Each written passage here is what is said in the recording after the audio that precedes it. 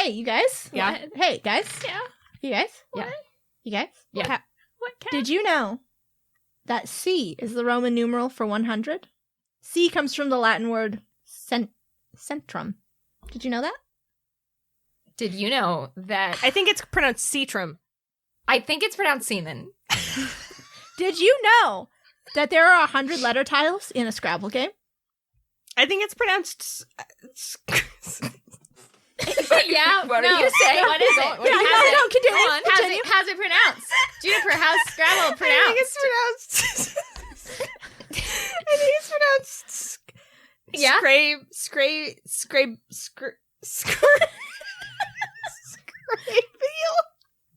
Did you know that there are 100 sweat glands in 1 square inch of skin? I think it's pronounced Skine. Wait, 100 really in 1 square inch? That seems like weirdly rounded and specific. Like too much. It just It's seems exactly 100. skin It's is not different. rounded, Hannah. It's exactly 100. My skin exactly is 100. different. You than can that. choose any square inch, and it is What 100. about this part of my skin where there's a blood vessel escaping through you're the telling me that surface? your armpit has less. You're telling me your We don't armpit have has time the- to get into that. Your armpit has the same number of sweat glands as, I don't know, like your Yes, neck. and I'm dead fucking serious, Hannah. It is everywhere. It's 100. All right. Did you know there's 100 pennies in a dollar? What? I think it's pronounced donut. Did you know that the sum of the first 10 odd numbers equals 100? I hate that. Fuck math. Don't talk about math. Can you to come me. here for math? You trying to remind me of my various failings? The first 10 odd numbers. The first 10 odd numbers add up to 100. Please, you- math brain, calculate. 1 plus 3 plus 5. Wait, I got this. Okay, hold on, let's go. This Wait. is a good podcast. Let's go. 1 plus 3 plus 5. What else? Plus 7? 7. This is going to be just like the time that we tried to puzzle out that Bruce Wayne's age was bullshit. Wait, odd And then numbers? we found out that it's true. Odd numbers? Yeah, it's odd numbers, Okay, right? just add First 13 10 odd plus numbers. 15, 17, What are you at? 19, 19, 19, 19, 19, 19, 19. That would be... Where- That would be Almost 10. 100. Fuck. Yeah. Jesus Christ, this is just like the time we tried to outsmart comic books. Where do you guys see yourself in 100 years? Dead. Alive. Yeah. orbiting the earth as a skeleton holding a sword. Oh my God. Yes, What Kat. about you, Yeah. Hannah? I hope to be in the belly of an enormous shark. Yeah. Oh my that's God. nice. But I mean, I'll be dead. I'll be alive. Right. I'll be still here. I will be. My skeleton will have been fused to Noelle's in order to I will have become a bruja. increase her longevity. Did you guys know that the record number of points scored in an NBA game by a single player was I don't want to 100 hear points? that. No. Get sports out of here, Kat. Set I by understand Wilt that you're Chamberlain reading on a the list for Philadelphia normies, Warriors but and Smart- calculate it. Come on, curate it for us.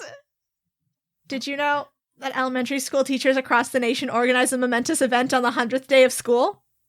Okay. What event? I was never invited. Yeah, they fucking didn't invite you, Juniper. They were like, oh, it's the 100th day of school. It's going to be a special event where we tell Juniper not to come. Did you know that on the I always Celsius? wondered about that. Did you know on the Celsius scale, 100 degrees is the boiling Yes, temperature I of did. water? Yeah, I Kat, knew if you that. read me Kat- one more of these facts, I'm gonna go ballistic. Did you know there's 100 years in a century? Kat! Oh my god! Oh, Did you know there are 100 pennies in a dollar? I am You literally already watching. read that one. Noelle has literally caught fire. Like there are actual flames licking her Oh my skin. God. Did you know that 100 is the perfect square number and its square root is 10? I'm I think sorry, I'm what getting a number? migraine. Hey, did you guys know This isn't it. Kat, no! that Dames and Dragons has done 100 episodes? Yay!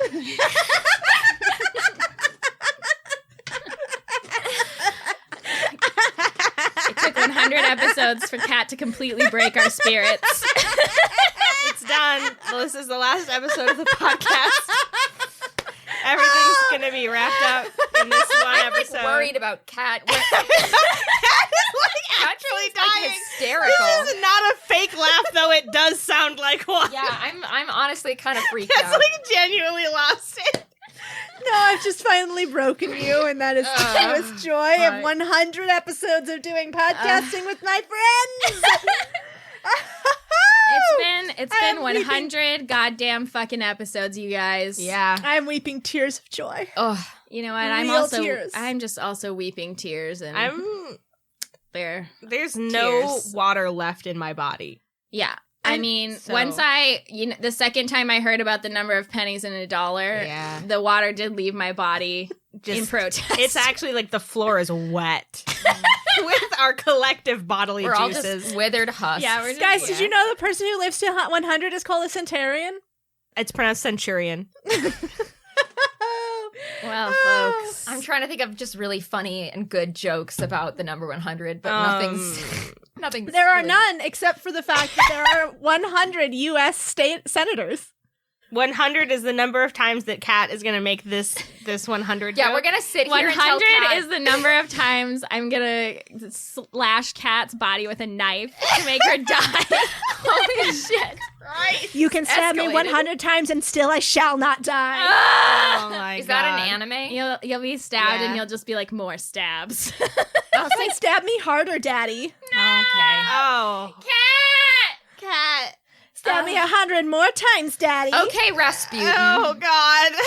Do you know there's 100 centimeters in 1 meter? We're on a different list now. I'm like actually starting to want to fucking like grind my teeth at this point.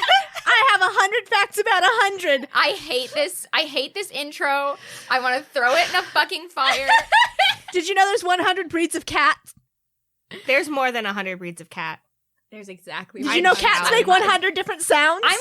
No, you know what? Wait, No, they make more than that. Cat, go back. No, they shut make- the fuck up. they Shut make the more fuck than up. that. Shut the fuck up. Is this like all from like some website like cool100facts.gov? Yeah. Like Hannah. dot pizza. .gov. Dot pizza. It's all just made up bullshit. Hannah, did you hear that there's 100 different sounds that They cats make more I'm than 100 Literally, sounds. like I When they get to 100 sounds, they this die. isn't quantifiable. And I literally am wanting to like grind my teeth. I'm right back into tooth Oh, dust. Hannah. Oh, Hannah. Did you guys know some sharks can live up to be 100? They can live older. There's the Greenland shark can be like Hannah, 300, if so did you know this that if you fucking break list- your teeth into 3 pieces each, you'll have 100 teeth? I'm not. No, you know why? Because I That's don't the do kind of math. fact that I'm here for, though. I've been bitten by the 100 bug, and I'm now on Kat's side. Juniper, take me away from here. Hannah?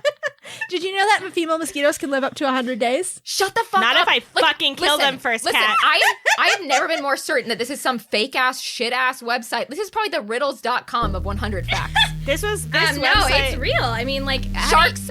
There are older sharks. No, Hannah. There are older sharks. When a The cat Greenland makes shark. when a cat makes 100 You can't quantify sounds, that. You can't it quantify dies. that. You can't quantify. Hannah, it dies instantly, and we all know it. That's all. We Hannah, all know like, that. Noelle. Real fact. Hannah, you're Hannah. you're scaring me that Noelle. you don't know about 100 cats. Well, you have 100 sounds left in your own lifespan, and I would use them Yeah. wisely.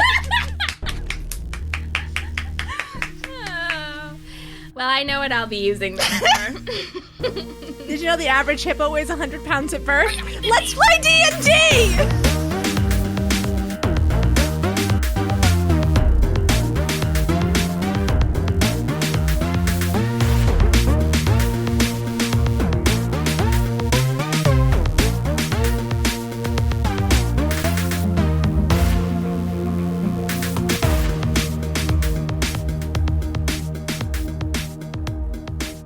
Did you know that for the Dames 100 episode, we're doing a giveaway of a package of our merch?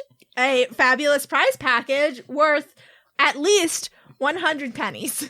It's such a shame that you guys are announcing this great giveaway after everyone has stopped listening. Yeah, and it's really a shame that we're having this really great giveaway, and this is going to be the last episode of the podcast. Yeah, well, you know. Did you guys know you are contractually obligated to do 100 more episodes of Dames and Dragons? Oh, if only I'd read the fine print. Wow, did you know that there's no we have not agreed to anything? Juniper, did you know that 100 years ago I possessed your body as a ghost, that I traveled back in time, became a ghost, that traveled forward in time to possess your body so that you lost your memory for a moment and you signed your name on a contract contractually obligating Kat. you to continue to produce Dames and Dragons? I did know this, and as we speak, this recording is being sent directly to the FBI. Did you And know that you will the be FBI arrested for your crime! The FBI has no jurisdiction over ghost crimes. It's the Ghost FBI! The Ghost FBI will never catch me. They already are on their way here! They can fucking try. The GBI, the Gooby.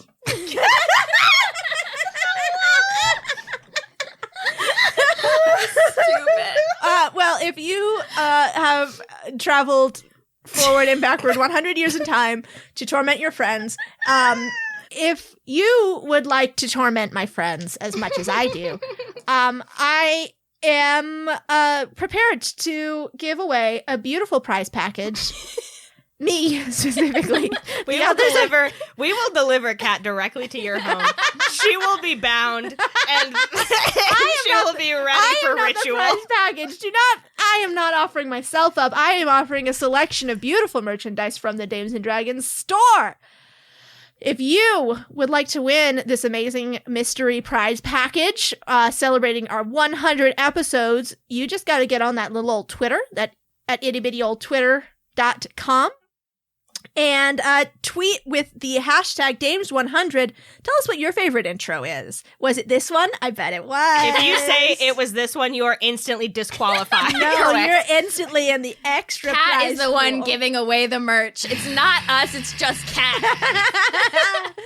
So, tweet hashtag Dames100 and tell us what your favorite intro is, and you will be entered to win a fabulous prize package from the Dashing Dawson's Fabulous Deal Donkey.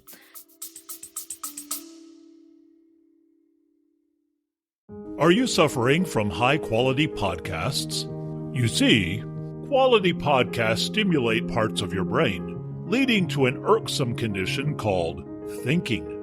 But suffer no more, my friend. Introducing Discount Storytime's blend of fictional nonsense and rancid gibberish to provide soothing relief. Try Discount Storytime today.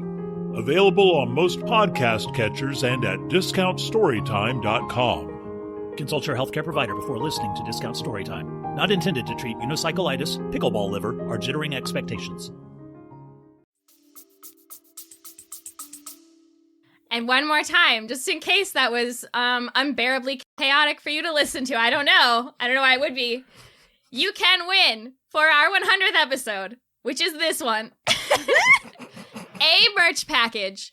If you go to twitter.com, you tweet your favorite intro of all episodes of Dames and Dragons. Except this one. With the hashtag Dames100. Yes. Yes. You are now the sleeper agent. You can go. You may leave. You can stop listening now. Yeah, you can. You're free. Please, get out while you can. Okay, so last time, you went back to Rupert's little hut to regroup, to rejuvenate, to accuse your friends of reading erotic poetry on your birthday. Yes. It's not even really an accusation because it was true. It's just true. It just happened. Rather than accuse, I discovered, Yeah. I would say. Yes, could that's say the that, correct word. yes. You discovered that your friends read erotic poetry on your birthday. You discussed what you saw in the void, the secrets that you uncovered, your feelings. Mary told you about the access that she now has to Estra's spy network and a dwarf named Swan Roxon that they have embedded in the dwarven community on Baroon. So then, as you guys were settling down to sleep, Falen gets a prayer and goes, "Hey, we gotta go." And then when he opens his door, it's everybody's favorite asshole, Orestes. And you guys wanted to arrest him, but he was like, "Hey, so Falen, our dad's gonna kill our mom. Wanna come help me rescue mom?" And Phalan's like, "Is this a trap?" And Orestes like, "Yeah, absolutely it's a trap. But we still gotta save mom." So Orestes let you know that he'll meet you in the city of Heroes Gate and show you guys to a secret entrance into the temple that you can use to sneak on in there and save Mamio. And that is where we are now. Mamio, my favorite Studio Ghibli film. Mamio. Well, it's like Daddy-O, but it's Mamio. I don't like it. I like it. It sounds bad. I like it.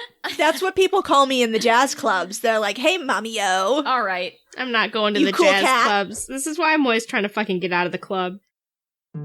The day you return to the reputed City of Heroes, the rain is coming down in dark, heavy curtains, which sweep over the churning ocean. The massive sea gate which gives the city its name is barely visible at the mouth of the harbor in the distance, and a booming rolls in from across the water. A thunder without lightning, though you cannot see its source. The city's towering walls of yellow stone are draped with purple banners emblazoned with a black broken tower. In the few weeks since the last time you were here, the peaceful farmland surrounding the city has grown a crop of military tents. Battalions of soldiers in purple and black practice combat drills in the driving rain, while others patrol the encampment or scurry through the rain between silver-trimmed officers' tents. The camp size pales in comparison to what you witnessed in Ilfra, but who knows how many more are housed inside the city. Just below the clouds, the black, bird-like silhouettes of Torva's sentries circle, watching. The heavy iron portcullis of the gate is shut. From your vantage point on the hill leading into the valley before the city, you see a line of wagons which winds through the camp up to the city's only entrance point.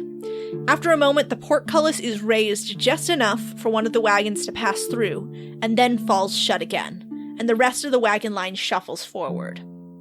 Falen looks down at this scene from the top of the hill before ducking back behind the line of trees that you're using as cover. And he looks at the rest of you and goes, "Well, Orestes did say it was a trap."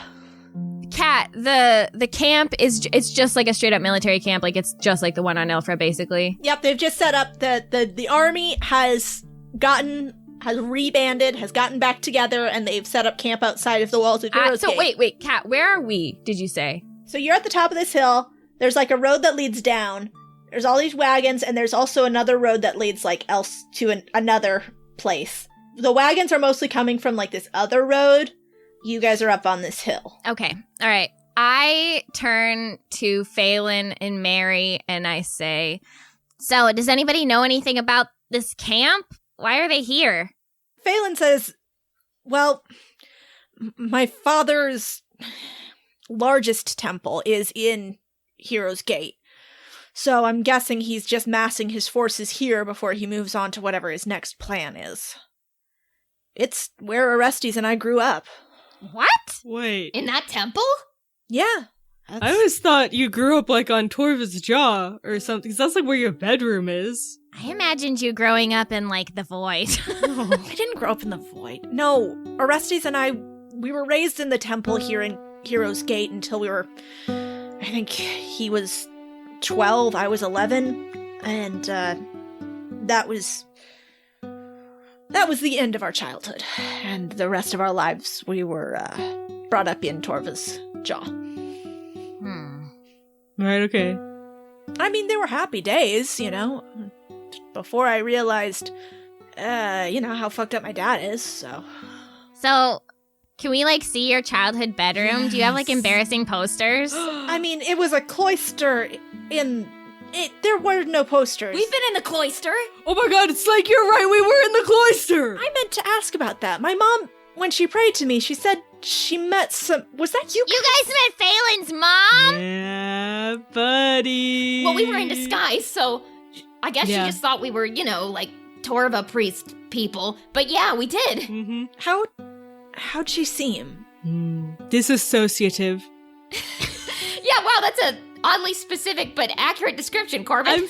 I'm familiar with it. And Phelan nods and looks toward the city, and he says, "Yeah, sounds like her." That's not how she sounded when she was praying, though. She has lucid moments. She's gone through a lot. It's a long story. It doesn't matter. We just need to get her out of there. Yeah, of course, we'll figure it out. So we've just got to find a good way to get into the city. So, okay, so we have Boyds, we have planes, we have Supermen, we have a camp, and we have wagons going into the city. So our one option is to disguise ourselves and try and join the wagons. That's what Yeah, I was that's thinking. what I was thinking. Because I feel like, and if we try and go by air, the stupid birds are going to get us. the birds are gonna get us. Mm-hmm. And we already know that, like, the wagons are getting in. So Yeah, if we and could just turn into some rocks or bales of hay and just Slake and I get on have those. experience disguising ourselves in this city in the past, so Yeah. Oh. It's true. It's true. Well, I can disguise all of us. Mary, you got any new fun god tricks? Mary shrugs and signs. I guess we can find out. What do you have in mind? I don't know. Well, maybe we should follow the road farther back. So if we're gonna, get a wagon thing set up, we do it well before we're in sight of the city. Does everybody have a wagon? Do we need a wagon? You can't really tell from here. It looks like the wagons are just the most visible thing. Can we, look around for another party of travelers to join? That's not a bad idea. Oh, are there non-Torvaic forces entering the city? Just folks? like normies. I assumed they were folks. I guess we could go. We could try and get a little closer and see what sorts of people are entering the city. See if it's soldiers or if it's civilians or what. Okay. Before we do that, I am going to cast Seeming, which allows me to change the appearance of all of us. So the changes wrought by this spell do fail to hold up to physical inspection. So if somebody tried to take off my hat that was fake, they would be like, this is not a hat. Right. So I'm gonna make us all relatively the same size, but I'm gonna change just a random assortment of ages, particularly. I'm gonna make Mary seem like a young child and Falen seem like an old man. And Fran's, her new appearance is she looks just the hottest elf anyone's ever seen. Yeah, She just is a super sexy elf. Of course. That's what she always What do you does.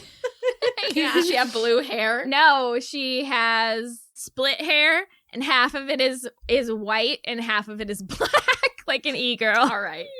Like Cruella DeVille? Like Cruella DeVille or an e-girl. Everyone's favorite e-girl, Cruella DeVille. Yeah, I mean. I love Cruella DeVille, the e-girl. So anyway, what do you guys want your disguises to be? Oh, you're not just gonna pick? No, I won't just pick. I'll be a fun dad. Okay, I'll be a fun vacation dad. Slake becomes a fun dad with a sunburn. Corbin wants to be a furry.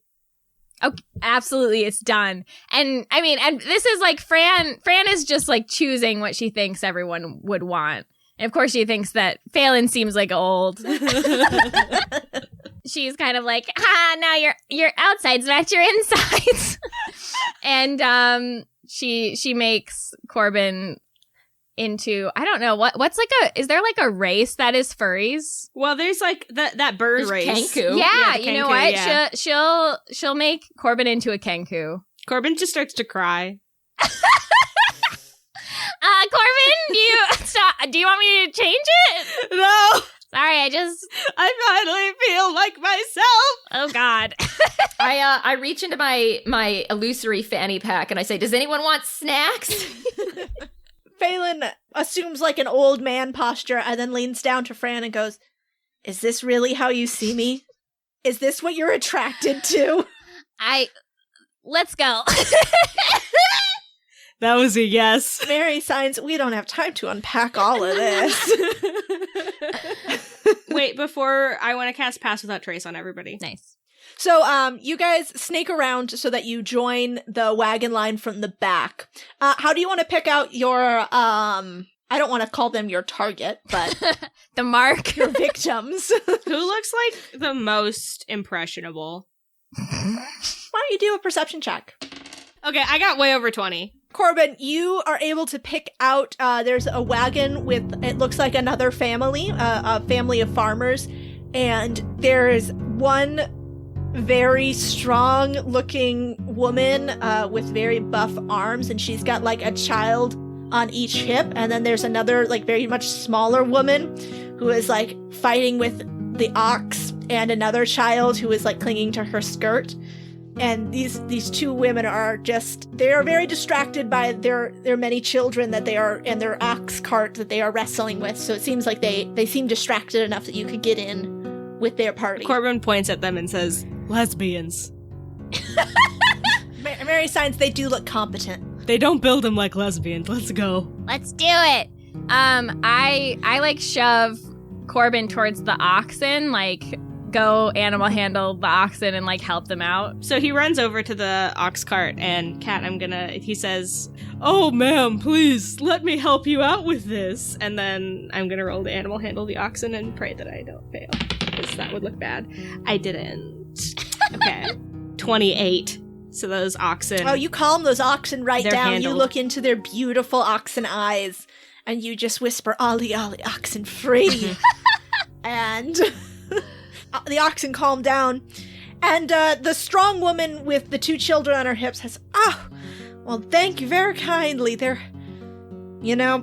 just are not fans of this military stuff that's sprung up. I don't blame them."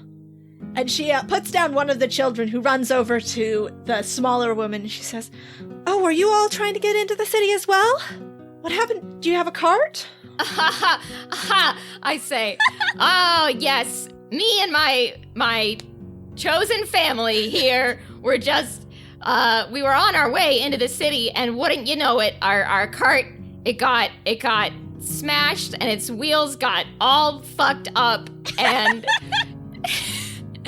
and so we've been hoofing it." I'm like, "That's my dad," pointing to Slake, and I point to Corbin, and I'm like, "That's my other dad." And I point to Falen, "That's my grandpa." And I point to Mary, and I'm like, "And this is our kid, and we've all adopted each other." And sometimes that's what a family is. And the strong woman nods, and she's like, "Well, I understand. Well, this is my wife, Clara, and I'm Claire, and..." That must get confusing. Well, the kids just call us Mom and Ma'am. That's way less confusing. And, and these are our children. Very similarly, we adopted them off of, found them in the bushes, found one in the trees. Isn't that how it is with kids? That's just how it is with kids. I mean, You always find them in bushes and trees. It's like they grow them when there. you can't make them yourself, then, tree found is fine. These are our children, Bobby, Bob, and Baba. All right. Your naming conventions are incredible, and I feel that we all could learn from you. What are your names? Names that we have. I'm Brabra.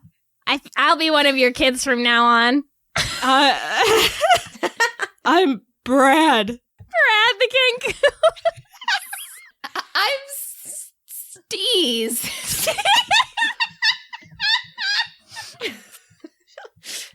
And Mary signs, "My name is Morgan, and this is my grandpa, Sarah." And Phelan looks at Mary and then nods and says, "Yes, my name is Sarah." And Claire looks down the line of wagons and then back at you and says, "Well, I'm sorry to hear about your wagon. All fucked up. So I suppose, what do you think you'll do about the tithe then?" Oh, the The tithes? The what? The tithe? The temple sent out notice. That's why we're all here. Isn't that why you came too? Yes, the tithes, yes. Well, we heard about it from a friend. It's a bit of a hardship, but you don't want to piss off the gods. And Phelan, or Sarah, leans Grandpa Sarah. forward on. He found a stick in the woods on your way down, and he's using it as a fake cane. And he leans forward on his stick and he says, "How much of a tithe are they asking now?" And Clara shakes her head and says, "Half the harvest. I suppose to feed all this army." Do they accept credit? Do they accept human sacrifice? I look at Corbin. Brabra! I laugh and I say, "Brabra, oh, you're such a joker." Phelan Sarah nods and he says, "Well, I suppose that if we don't, since our wagon with our tithe was lost, we will have to volunteer someone from the family to join the army." Sarah. And he looks very significantly at the rest of you and he says, I'll volunteer." You're the only one who's in good enough health. Sarah, you're always looking after us. I'm so glad that we have you with our ambiguous relationship to you here with us. Oh, Mr. Grandpa, I'll miss you. Mary signs, we can't let our grandpa join the army. I pat Morgan and I say, shh, it's what he would have wanted. Oh, I miss Grandpa Sarah. You remember what he used to say? Just wait until I join the army. He did say that a lot. He'd always say it's my lifelong dream. Sometimes I still hear his voice. Well, I'm not gone yet, but Oh, I wish I could just hold him in my arms one more time. Claire and Clara look at each other with their children. I forgot their names already. Bobby and Barbara. I'm Barbara. Bob. Yeah. No, there's Bobby, Baba, And Bob. and Bob. Bob. And then Bob, Bobby, and Barbara. Barbara's ours. We have Barbara. That one's ours. That one's ours. It's Barbara. So the tithe, is it by family? Well, I think it's by tenancy. What does that mean? By person? Like the tenant farmers, so like whichever. So it's by farm. Oh, okay. So like Yeah. if we like were part of your farm, like if I was one of your kids named Barbara, you know? And then you could ride on our grandpa's success. Yeah. Well, Claire and Clara look at each other and they sort of have that silent wife-to-wife lesbian communication. Yeah. And then Claire says, well, I'd hate to see an old man forced into the army just because your wagon got smashed up. So. No, he wants to go. Yeah, look at how excited he No, is. he's gonna go whether we get in or not. I mean, that's what was always gonna happen. I mean, just look at the determination in his eyes. You can't crush his dreams. He's agile as hell. And they laugh and say, I'm sure he's very strong, but if you'd like, Sarah's our grandpa. Do a backflip. Sarah Falen shakes his head and says, maybe in my younger days, and he sort of shakes his stick a little bit, and then, like, gently, like, whacks your knee with it, Fran. But I'm an old man now. I fall to the ground. Ah! His strength! It's extremely large. Whoa! Bruh! I'm getting such mixed signals from you right now because you've always really been so excited about joining the army, and I just can't tell anymore. Like what You do backflips every hour on the hour. It's how we mark time. Well, we don't want to get separated in the city. All right. I see. You're having regrets. You realized how much you'd miss us as a family if you were to. You don't approve of the military-industrial complex. You've had an epiphany. I'm so proud of you. I'm so happy that Sarah's gonna strike out on her own and be a mercenary. I hug Sarah, Grandpa. In any case, we would be much obliged, Phelan says, we'd be much obliged if you would let us join your farm for the time being. We have some family to see in the city. And once we're in the city, we can get back on our feet. So Claire and Clara nod and say, "All right, well, pile the kids into the wagon. Let's see, Barbara, can you look after?" And she hands you one of the small children. Ooh, interesting. What does Fran think about children? Let me think. Fran, like, takes the child as if it's going to explode at any second, holding it out from her body, and she's like, "Yes, my new sibling." And we all get into the wagon. Yep, and Mary comes and sits next to you, and she, like, wiggles her finger at the child, at Bobby, and then is packed in next to her is Bobo and the other one, Bob. The other one. Babo. I don't remember the names. The kids are multiplying. There's so many. We went past another tree and it just Bobby fell and in. Babo and Baba and Bibi and Another one pops out from the cargo in the wagon. Babo. Kat, can I roll to animal handle one of the children? No, they're not animals. They're monsters. So I'm assuming the kids are like crawling all over me and Mary. Yep. And I'm like, do you guys like literature? Do you want to talk about spell theory? And Babo says, "Your hair feels funny." It's made of water. I engulf the child in the hair for and then I unengulf them and I say, What do you think? Oh, Babo starts crying. Babo starts just absolutely wailing. Whoa! Fool. I say, Bobra, you gotta support the neck! And I come over and I gently extricate the child from Bobra's iron grip. I do a harmless shower of sparks and I say, it's just a magic trick! The child is crying harder, and now it's one of the child's siblings is now also screaming. And Corbin, there's a child now who's next to you and looks up and says, Are the gods gonna smite us down? Corbin turns into a monkey? No! Why? I'm doing magic tricks. They don't know we're magical. Oh. And they're also probably part of a religion that magic bad. Please don't turn into a monkey. I thought the children would like a monkey. I mean, they would, but we're trying to be inconspicuous and Corbin not... begins to turn into a monkey, and you see his facial features, like, sort of change, and then he catches himself. And I cover him immediately in my cloak. And I do an illusion of like a flint and a stone. And I say, see, it's just a trick. And I... So the child stops crying and sniffles a little, and then there's a huge boom that rolls in from across the ocean, and all however many number of children there now are involved in this scene all shrink back and scream, and Bobby says, I think the gods are gonna smite us. That must be what that sound is. Whoa, I'm sure no one's gonna be smited today. It sounded like a fart to me. You guys like farts? Bobra's right. I know one thing, and the gods, they do much more farting than they do smiting. All the gods I've known fart constantly. Falen, Sarah, has been up front talking with Claire and Clara, and he leans back around the cart and says, Is everything all right back there? Just talking about how gods fart constantly, Sarah, go away. I say, oh, I'm so sorry. Bobra's at that age where all she wants to talk about is farts.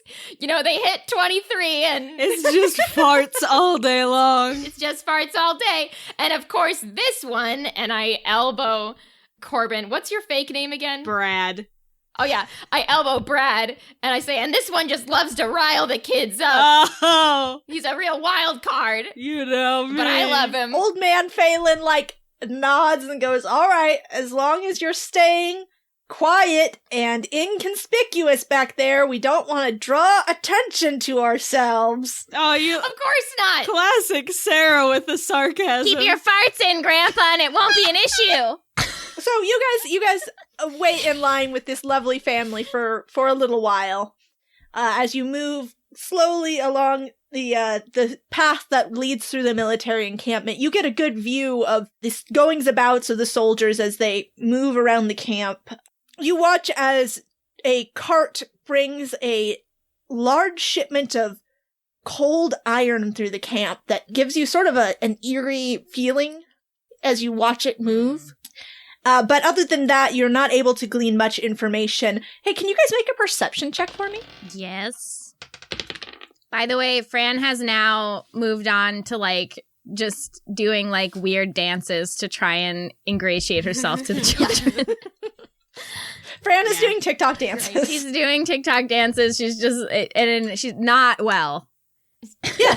I got sense. 20, but non-natural. Yeah, I only got 10. I got 13. Okay, cool. Corbin, as you are keeping an eye out, looking around, you notice as you're getting close to the front of the line, you watch the procedure as the soldiers search through the crates in the wagon in front of you. You know, they open up the crates, look at what's inside, start noting down. And then you see there's one soldier, a man in long flowing purple robes, who casts a spell over the wagon as it goes through the gate. But you are not able to tell what sort of spell he casts. Yo, they're doing magic shit up at the gate. Can I see, is he basically doing detect magic on people? Can Fran, do some kind of magic check now that she knows what she's looking for to, figure out, what kind of magic this person might be doing? Why don't you roll an Arcana check? Okay. I got a 15. With a 15, you aren't familiar with this spell, but you're able to sort of to suss out looking at the hand motions that he makes And it is not detect magic. No, it is in fact dispel magic. Even worse. Okay.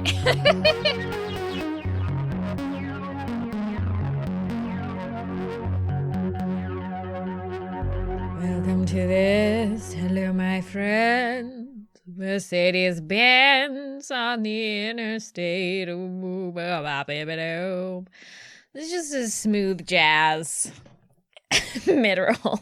So, welcome. It is the 100th episode of Dames and Dragons, which is crazy.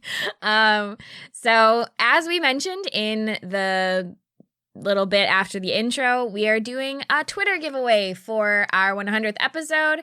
And once again, all you have to do is get on Twitter and tweet about your favorite intro from an episode of Dames and Dragons with the hashtag Dames100, and you can be entered to randomly be selected to win a prize package, so here's a little more detail about what that's going to be.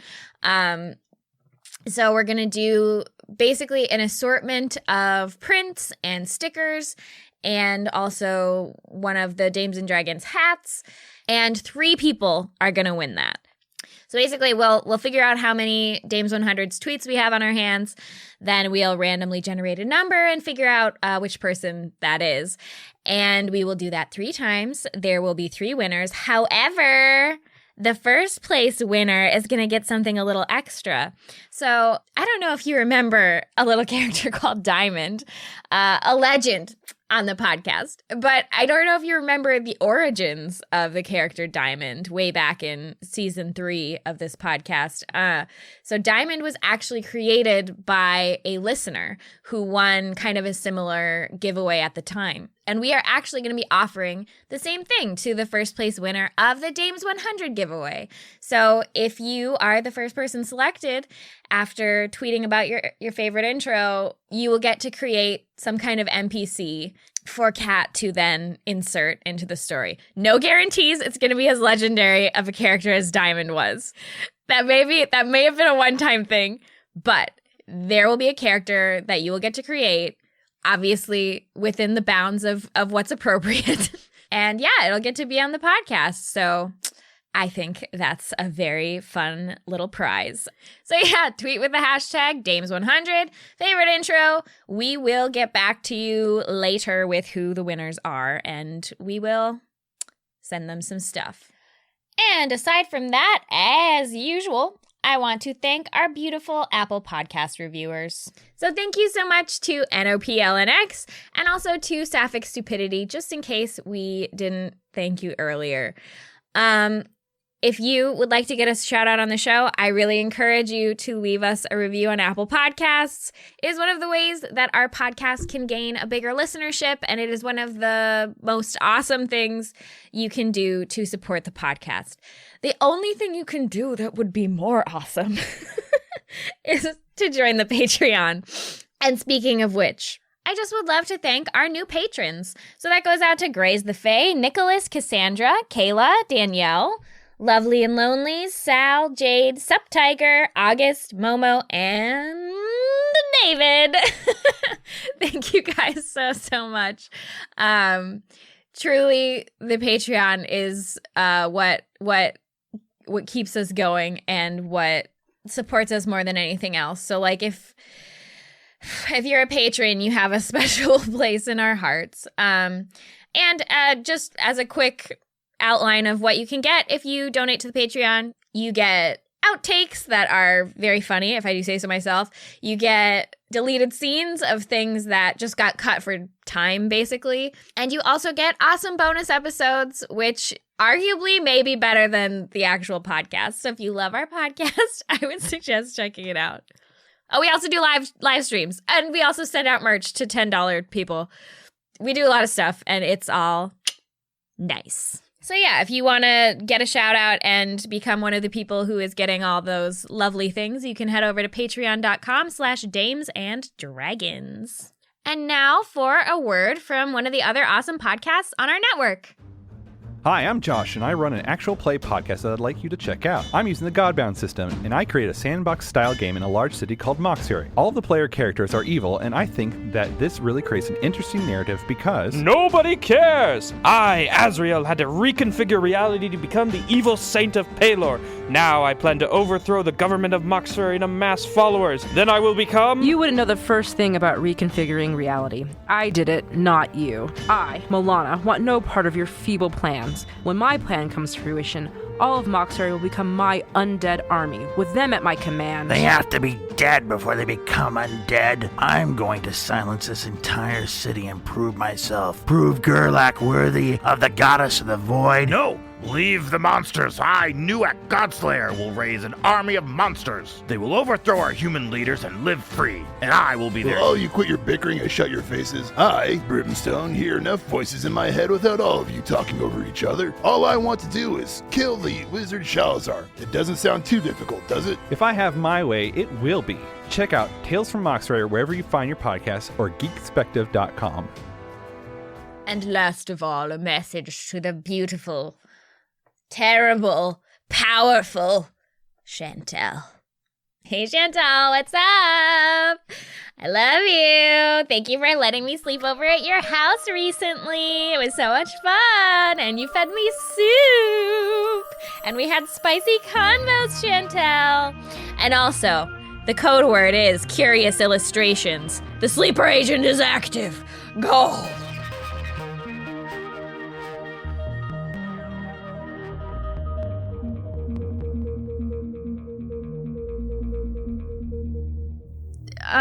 Fran Brabra turns to small child Mary and says, wow, they have like a mage up there. It sure would be awful if there was some kind of invisible force field that could stop dispel magic, wouldn't it? That would be crazy. Yeah, Mary signs, yeah, that would be bad if anybody here could do something like that. Corbin looks at everybody and says, sure would be terrible if the man casting Dispel magic had blight cast upon him and then died instantly. Yeah? Sure, Mary. That would be bad, Corbin. Sure would draw a lot of attention. Considering that they would immediately close the gates. You're right. And that's why it would be bad. I mean, Brad. Does anyone have a spell that could just, like, give the guard really bad diarrhea? I have Erupting Earth, but I don't think that's the kind of diarrhea you're talking about. I mean... Well, that's probably gonna get the gates shut. Yeah, I'm thinking anything where he dies as soon as we roll up is probably gonna not be bad. The call. Mm-hmm. How can we give him diarrhea? How can we just give him diarrhea, Cat? You could control the water in his bowels. That's one of those things where if you make that call now, that's all we ever do for the rest of the game. Now, Cat, here's the thing. What if I cast Conjure Animals? And I know I can't conjure animals in a space that's too big for them, but what if I conjure, like, a very nasty tapeworm? Oh, that will take months to affect him. I just don't want this family to be murdered because of us. But yeah, I know, I know, I've come to love Clara, Bob, Same. Baba, Yeah, and Bobby, and Boba. Let's not forget Boba. I mean, I guess, okay, here's my thing. So, Dispel Magic doesn't always work. No, yeah, he's gonna have to roll against your... Yes, it doesn't work against a really strong spell, necessarily. So, if I maybe work with Mary to even beef it up more. Yeah, and I have stuff that can buff it, too. Like, I can buff your saving throws. Maybe that's the call. Yeah, because let me see. So any spell of 3rd level or lower on the target ends. For each spell of 4th level or higher on the target, make an ability check using your spellcasting ability. So it would be this guy's spellcasting ability. I'm not going to tell you what the DC. On a successful check, the spell ends. But it has to do with the level of the spell, is what the DC is, right? Yeah. So I mean, what's the spell say or the spell level right now is 5th level. Okay, so I mean, you've got a pretty good chance. I do have a good chance, but I would love to have an even better chance. So I'm going to say to Mary, it would be really terrible too, if the spell was too high level, or if they even saw it coming and made it even more powerful of a spell so that it couldn't be dispelled. Magic is just crazy. And I hold out my hand to hold Mary's hand. So Mary's gonna take your hand. Corbin just wants to cast guidance on Fran, which basically it will let you roll a d4 and add that to your ability check or spell. You could cast it on Mary, doesn't? It's a cantrip. Can I cast it on both of them? Yeah. Okay, I cast it on both of them. You guys both. Okay, so it's going to be a d20 plus a d4. Mm-hmm. And I'm going to say, yeah, I'm glad that there's no crazy magic shenanigans going on here. Of course, if there were, fortunately, we'd have Sarah to protect anyone who might be vulnerable in case of such a situation. And Clara says, Sarah, your family really believes in you, don't they? We do! We believe in the Sarah that believes in us. Yeah. Not great. Whoa, I did amazing. Oh, good. I rolled a 19 and a 4. Hell yeah. And I have plus 6 wisdom. All right. Mary rolled an 8. She gets plus 9 wisdom, so that's going to be what? 17. Yeah. Plus 3, so 20. Non-natural 20. Oh, well. So that's fine. We did great. So you guys did great. Yeah. Phew. With Mary's hand in yours, Fran, the two of you concentrate really intensely on your spell, and you feel this flood of magic just course through you and course through the channels of your spell casting.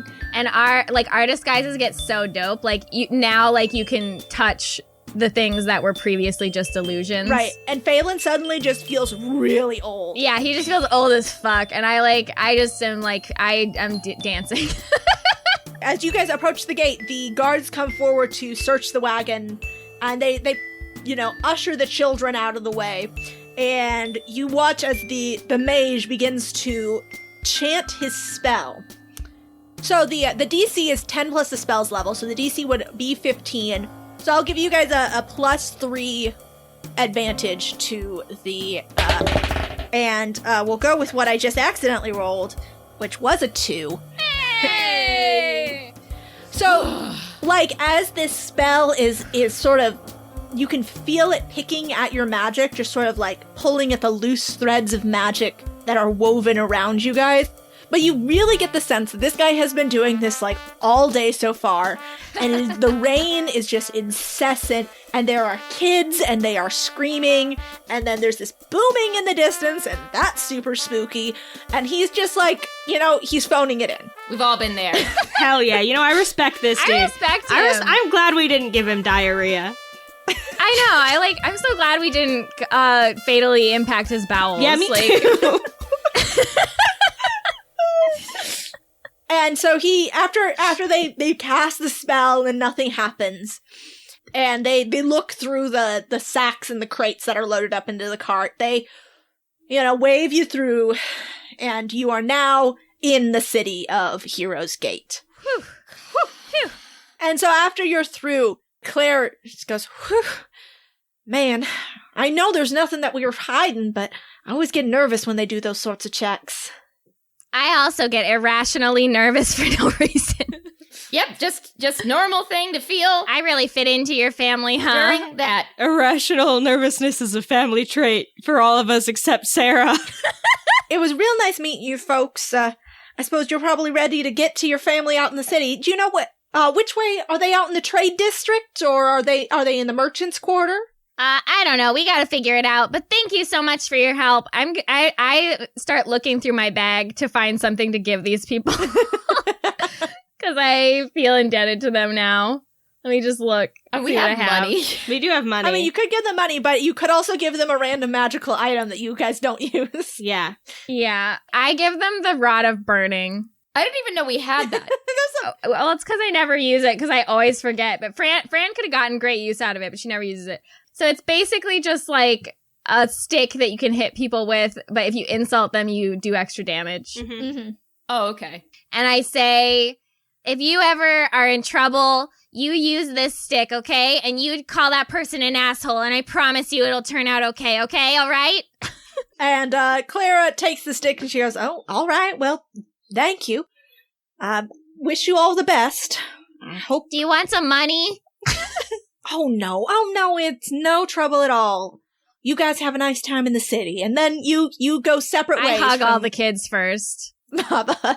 Yes, the children all hug you back, and they're like, "Wow, you feel more solid now. Where did your water hair go?" Oh yeah, I wasn't supposed to have water hair, was I? Oh yeah. Okay, no, because what they saw was your humanish looking hair, or your elven looking hair. Yeah, but it felt very watery. Yeah, enveloped their heads. I love that. Okay, anyway, I just say, I don't know, pretty weird. And then as they leave, I'm like, wow, you guys, I can't believe I'm a natural with kids. That's exactly what I would call it. They too. loved you. Even as they were crying in terror, they loved you. Tears of joy. That's how I feel around Fran all the time. Same. Falen says. Well, I'd say we flew past that test with flying colors. All right, so you guys are now in the city of Heroes Gate. Corbin and Slake, the rain-swept streets are much different than the last time you were here. On a day like this, you would at least expect to see worshippers of Rove out, praising her in her aspect of the deluge. But the few people that you do see scurry from one doorway to the next, with heavy cloaks pulled up to keep out the biting winter rain. Purple and black banners line the streets, with broken towers emblazoned upon them. There is an air of heavy, oppressive quiet that mutes everything in the city. You guys head towards the center of town where you know the temple district to be. As you are walking, between one step and the next, a figure shows up next to you. And when you look over, you see this bastard handsome face of Orestes. The rain plasters his golden curls to his stupidly handsome face. And he bends over to look at old man disguised Falen, and he goes, "Oh, look at that! Your outsides finally match your insides." That's so funny. It's exactly... That's rude. It's exactly what Fran said. I don't remember that. Falen glares at him. I step in between them, like shoving Falen and Orestes both to two sides. And Orestes holds up his hands. He goes, "Oh, touchy, touchy." Which way's the thing? Just, let's get this over with. Orestes comes to a stop looking down the street at the temple plaza. When last Slake and Corbin were here, there were, delegations from all of the different temples that sit in that plaza, out and about, people making offerings at different temples. Now it is empty. The only people who are in the temple square are Torvaic soldiers standing sentinel in the driving rain, clad in their purple cloaks and heavy armor. Each brandishes a enormous black weapon. And Falen sort of gives a little shiver, and he says, "I see they brought out the enchanted weapons of Father's personal armory. You weren't lying. It's definitely a trap." So what do they do? Orestes leans forward and he drapes an arm around your shoulders, Slake, and he points to one of me and says, That one is a Vorpal blade, and it just goes straight for the neck. Anytime you swing it, goes straight for the neck. Easy to dodge, bad to get cut by. And that one, once you start bleeding, the blood won't clot or stop until there's a magical intervention. That one's fun. You just get so much blood everywhere. Makes things really slippery. Yeah, that sounds like something you'd like. And Falen, shoves Orestes away. And he's like, "Yeah, that's enough. We don't need to go through the whole list. Just needless to say, let's not go in that way." And Orestes laughs. He says, "Oh, of course we're not going in the front door. It's a bad day for it, but I've got a secret entrance for you guys. Come on." And Falen goes, "Oh no, we're not going." And Orestes just gives a little wave over his shoulder and says, "Yep, we're going." What does he mean? Can I do a perception check? Phelan, what does he mean? To see if there's a grate nearby? Yes. That was a 2, so I see literally nothing. You see no grates. He leads you down to a recreation beach, which everything is closed up. And so he leads you down the stairs of the boardwalk and slips below the pier, bringing you onto a dark, sandy beach. The tide is low, exposing the seawall and a drain pipe that smells positively foul. The rainwater pelting down into the city's sewer gushes forth here, spewing refuse and waste into a channel carved into the sand, which flows out into the ocean. And Falen looks at it and goes, I hate you so much. I immediately take out my rope. I am tying a full child harness around Corbin. He's struggling. And I hold on the end. He's thrashing. I guess it's gotta be a sleight of hand versus a dexterity. Ugh, fine. I got 12. Yeah, I got 7, so you win this time, Fran. I'm just like so fast. I know all about kids now, so. Yeah, no, that makes sense. It makes sense. I tie the other end around my own wrist and I say, no trouble from you, Corbin. Corbin lays down in the sand. Get up! Oh! It's for your own good. And Mary, now that you guys are down here, Mary lets go of the magic she was putting into the illusions, allowing them to fade so that Falen doesn't feel like an old man and she doesn't feel like a small child. Orestes hops up and produces a ring of keys from seemingly nowhere. You know, god magic. And he unlocks the grate and opens it up and makes a grand gesture and says, well, in you go. Corbin tries to run again, but like a dog on a leash, he just gets yanked back. he just hangs and falls. Yeah. I'm like, come on, Corbin, heal! He very slowly crawls back to you and sits down right next on your right side. Okay, well, side. I start going in. He walks in time with you. I say to Orestes, why don't you lead the way? Oh, I'm not going in there. Orestes holds his hand up. I'm sorry? No, absolutely not. No, I'll meet you on the other side because I can go in the front door because I didn't betray my father openly in the stupidest possible way. Corbin now lunges at Orestes. I grab Corbin and I'm like, shh, shh, shh. Calm down. It's okay. Falen sighs and he says, just make sure Mom's ready to go. Whatever she says, just make sure she's ready to leave. And Orestes does like a hair flip with his wet hair and he says, oh, I know. No one loves your dad more than Mom, but that's why I'm the charming one and you're the one who's gonna get covered in shit.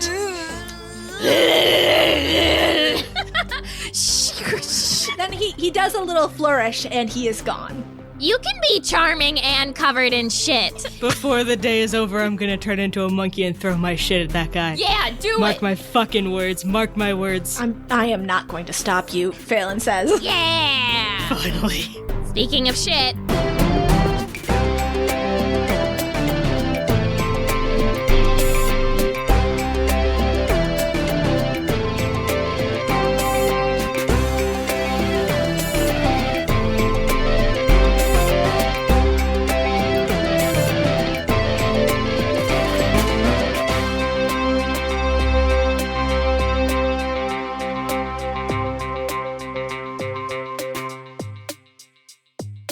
I'm very happy to have been doing this for 100 episodes with you guys. You're my very good friends, and you've brought my life so much meaning, and this has been a very fun time and experiment, and I can't wait to do 100 more episodes for the next 100 years for the next 100 Kat, that's so sips sweet, of and I pond think water. we all felt the same way until very recently. Yeah, I